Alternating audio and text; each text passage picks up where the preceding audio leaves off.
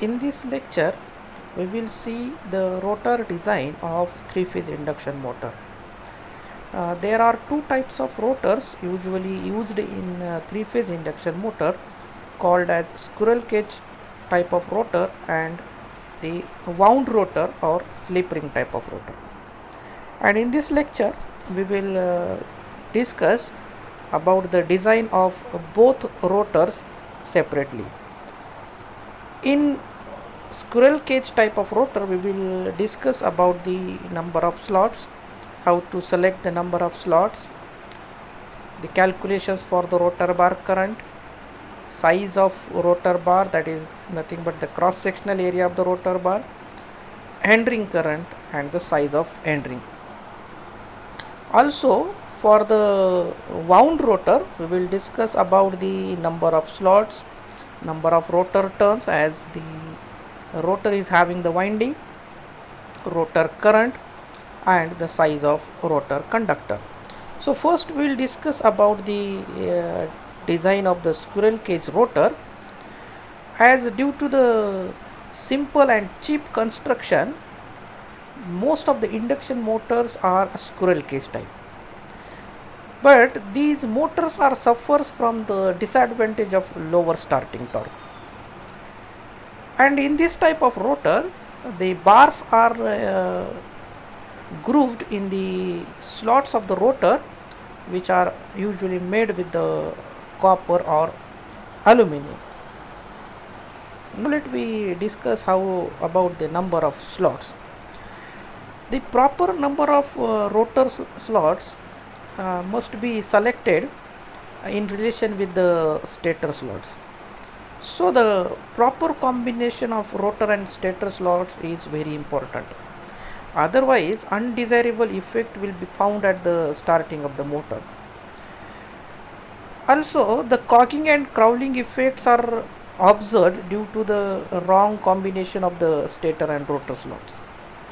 And in addition to that, the induction motor may develop the unpredictable hooks and cups in the torque speed characteristic, and because of that the motor runs with the noisy operation, and due to which the proper combination of the number of slots of the rotor and stator is very important. Now how to select the number of rotor slots? So while selecting the number of rotor slots, we should follow some guidelines.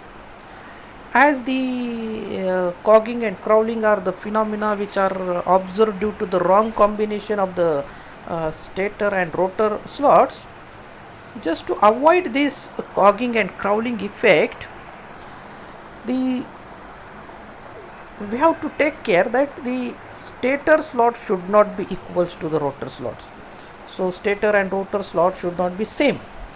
Again, the difference between the stator and rotor slot should not be equals to plus minus 3p, wherein this the p is the number of poles. Now for example, suppose if you want to design a 4-pole machine, then the 3p value becomes 12. So the difference between SS and SR, that is the stator slot and rotor slot, should not be equals to the plus and minus 12. For an example, suppose the value of the SS is 48, and if we select the rotor slots as SR is equals to 36, then you can see here the SS minus SR, that is the difference between the stator and rotor slot, is 48 minus 36, and that is equals to 12. So under such a situation, the crowling and cogging effect may present as we are selecting the stator and rotor slot like that. The difference between them is equals to the 3p. So just to avoid the crowling and cogging effect, we are normally avoiding to take the difference between the stator and rotor slot equal to the plus minus 3p. Similar to this, to avoid the synchronous hooks and cups, the difference between the SS and SR should not be equals to plus minus P, plus minus 2P and plus minus 5P. And to avoid the noisy operation, the difference SS minus SR should not be equal to plus minus 1, plus minus 2, plus minus P plus minus 1 and plus minus P plus minus 2. So if we follow these particular conditions while selecting the number of stator and rotor slots, then we can avoid these effects which are normally observed due to the wrong combination of the stator and rotor slots. And now here some suitable combinations of the rotor and stator slots are given for both cage and wound rotor machines at the different number of poles. Like you can see here, for the 4 number of poles, we can go for the 24, 34, where the 24 is the number of stator slots and 34 is the number of rotor slots. So likewise, so many combinations are given for a cage motor at 4 pole machines, 6 pole machines and 2 pole machines, and for the wound rotor 4 pole and 6 pole machine. So we can use these combinations which are mostly used while designing the cage type and wound rotor induction motor for the rotor and stator slots. Now let me discuss how to calculate the rotor bar current. The rotor bar current usually determined by assuming the MMF developed in the rotor and stator. And normally the difference between the MMF developed by the rotor and stator is 15%. So we can write the rotor MMF is 85% of the stator MMF. So the rotor MMF is equals to 0.85 into stator MMF. Now also here the number of rotor bars we are indicating by the NB, and usually in every slot, in every rotor slot, one rotor bar is housed, and that's why the number of rotor bars are usually equals to the number of rotor slots. So we are writing here the NB is equals to SR, and with this consideration we can find the rotor MMF. So the MMF is nothing but the ampere turns. So it is the product of the current and the number of turns. Now the rotor MMF means it is a product of the rotor current. So the rotor is having the bar, so we are saying it is a rotor bar current, which is denoted by IB. So you can see here is the product IB into SR divided by 2. So here this SR divided by 2 is taken as the equivalent for the number of rotor turns. So the rotor MMF is calculated as the IB into SR divided by 2. And similarly for the stator MMF, again here is the product of the current and number of turns, but because of we are finding the MMF developed by the stator, we are having the current IS, which is the stator current per phase, and the TS is the number of stator turns per phase. So the product IS into TS is the MMF developed in one phase, because IS is also per phase and TS is also per phase. So to get the total stator MMF produced in the all 3 windings, we need to multiply by 3. So here it is given the expression 3 into IS into TS for the total MMF developed by the stator winding. Now these two equations of the rotor MMF and the stator MMF we will insert in the equation number 1, as the equation number 1 is rotor MMF is equals to 0.85 into stator MMF, and we have already calculated here the rotor MMF is IB into SR divided by 2, and the stator MMF is 3 into Is into Ts. So in together we can write the equation from equation 1, IB into SR divided by 2 is equals to 0.85 into the 3 into Is into Ts. And from this equation we can write the equation for the rotor bar current, that is IB, and IB is equals to 0.85 into 6 into Is into Ts divided by SR. So you can see this 2 and this 3 when get multiplied with each other, it becomes 6. So the IB is equals to 0.85 into 6 into Is into Ts divided by SR. Now the size of the rotor bar, or you can say the area of the rotor bar. The area of the rotor bar is determined from the equation of the density. As we know that the density is the quantity divided by area, so in case of the current density, so here the rotor bar area we need to determine. So we are having the density del B. So it is the current density of the rotor bar, and that is equals to the current, that is the current flowing through rotor bar. As we know that the rotor bar current is IB divided by area of the rotor bar, which is denoted by AB.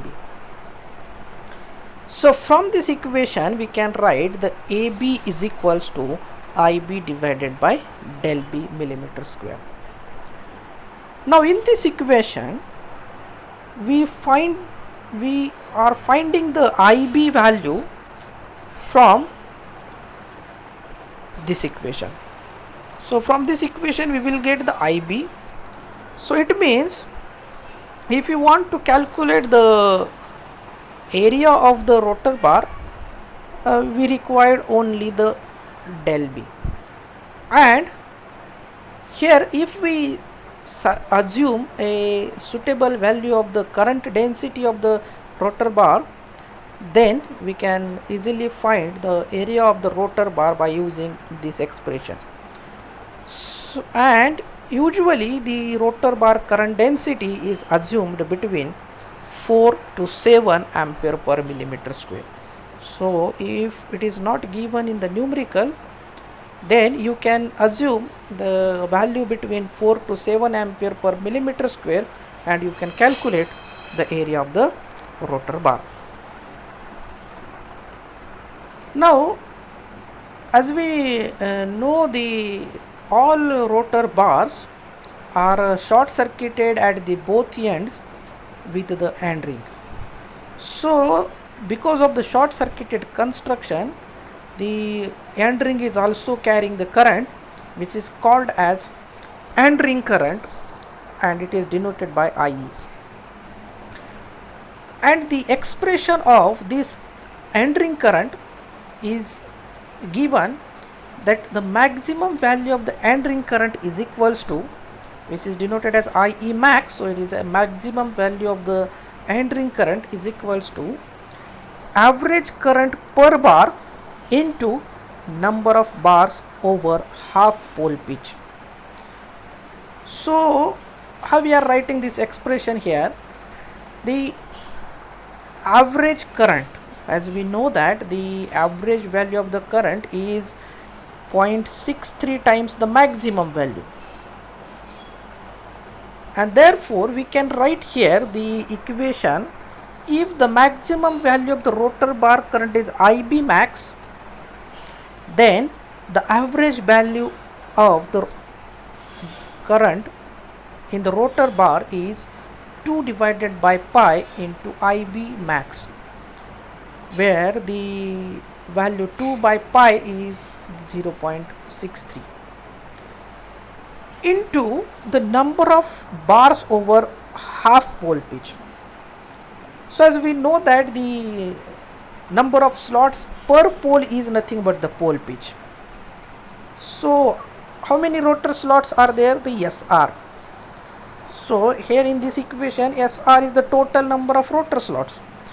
And when we divide this total rotor slots with the number of poles P, we will get the one pole pitch, that is the slots per pole. But here in the expression we require the number of bars over half pole pitch. So again we need to divide by the 2. That's why the number of rotor bars over the half pole pitch can be written as SR divided by 2P. So in this equation you can see this 2 and 2 gets cancelled, and the equation becomes this IB max into SR divided by phi into P. So we are having this equation with us with the maximum value of the end ring current, that SR into IB max divided by phi P. And the end ring current is sinusoidal in nature, and that's why the RMS value of this bar current is the IB max divided by under root 2, as the bar current is also sinusoidal in nature. And if we put this value of the RMS value of the bar current IB in the above equation, then the equation becomes, instead of IB max we can write here, see, the IB max is equals to IB into root 2.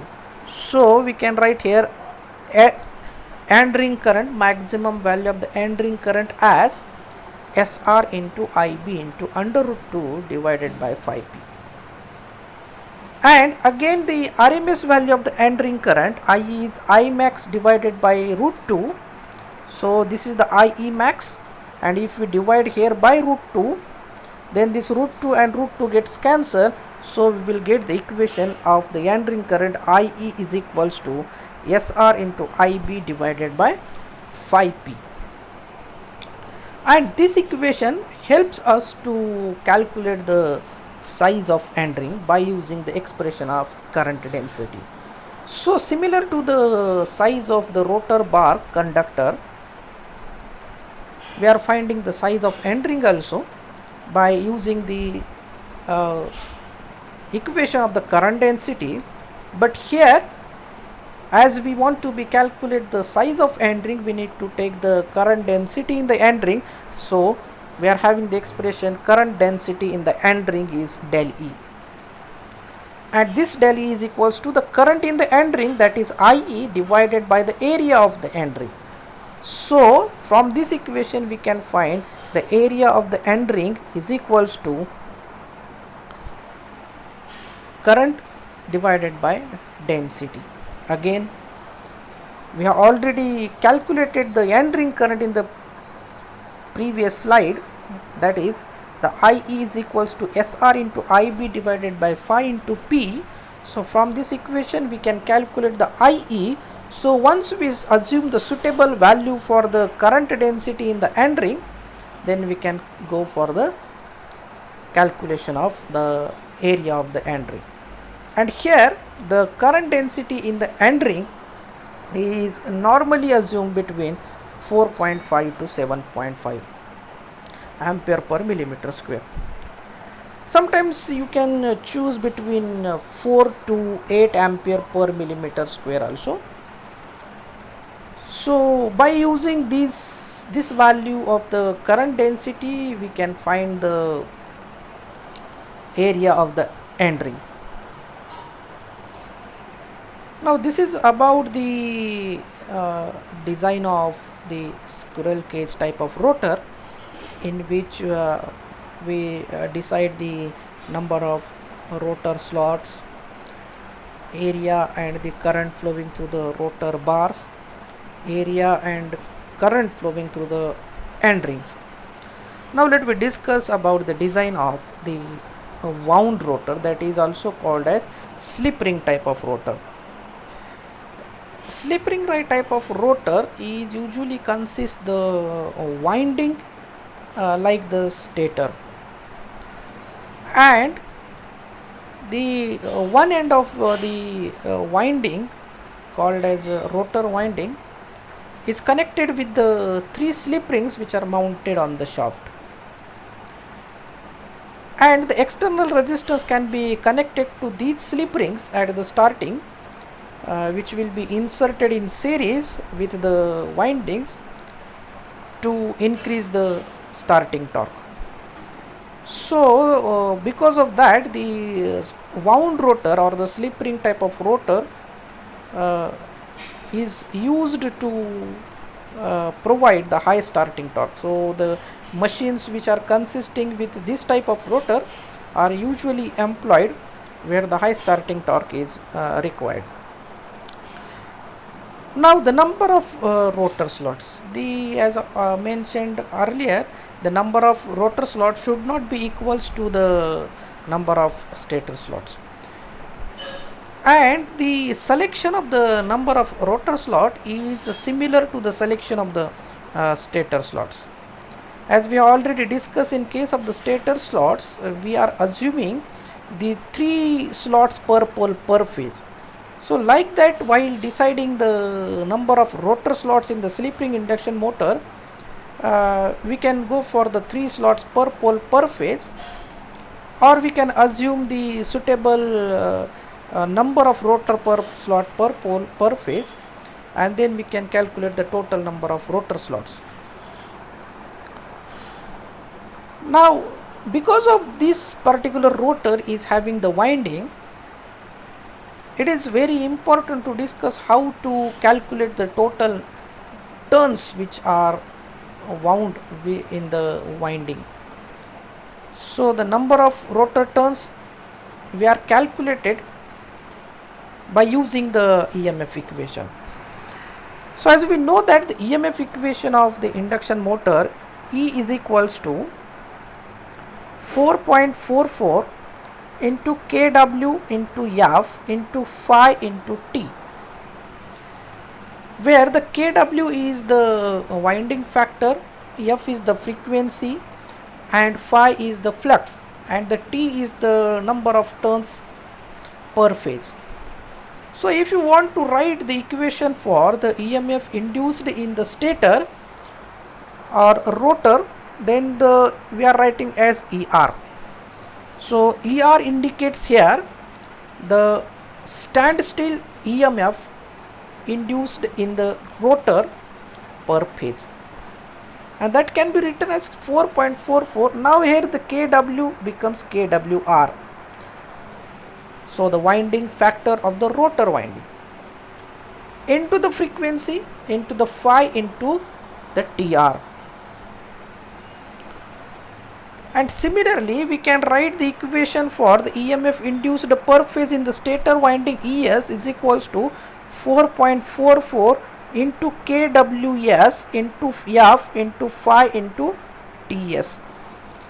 So as the ER is the standstill EMF, and as we know that at standstill condition the frequency of the rotor EMF and the stator EMF is same, so we are indicating in both equations F here. So if we take the ratio of these two, ER divided by ES, then this 4.44 gets cancelled, F and phi gets cancelled over here. So the equation becomes kWr into TR divided by kW into TS. So the ratio ER divided by ES can be written as kWr into TR divided by kWs and TS, and from this equation we can determine the value of the number of turns per phase, that is TR, and this value is ER divided by ES into kWs divided by kWr into TS.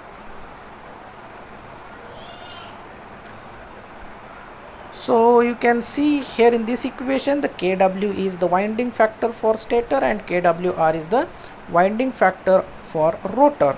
TS is the number of stator turns per phase, and ER is the open circuit rotor voltage per phase, which is also called as the standstill voltage per phase. Now how to calculate the rotor current and the rotor conductor area. Again in this case we are assuming the rotor MMF is 85% of the stator MMF. So the rotor MMF is equals to the 0.85 into stator MMF. Now here, because of the rotor is having the winding like the stator, we are writing the equation for the rotor MMF as 3 into IR into TR, and the stator MMF is 3 into IS into TS. So from this equation we can see here this 3 and 3 gets cancelled. So the equation for this rotor current IR becomes IR is equals to 0.85 into IS into TS divided by TR. And once we calculate this rotor current, we can find the area of the rotor conductor, that is AR, by using this equation IR divided by del R, where the del R is the current density of the rotor conductor, and it is normally assumed between 4 to 6 ampere per millimeter square. So by using this equation we can calculate the size of rotor conductor, and in this way we can design the rotor slots as well as rotor conductors in the slip ring induction motor. Thanks for watching.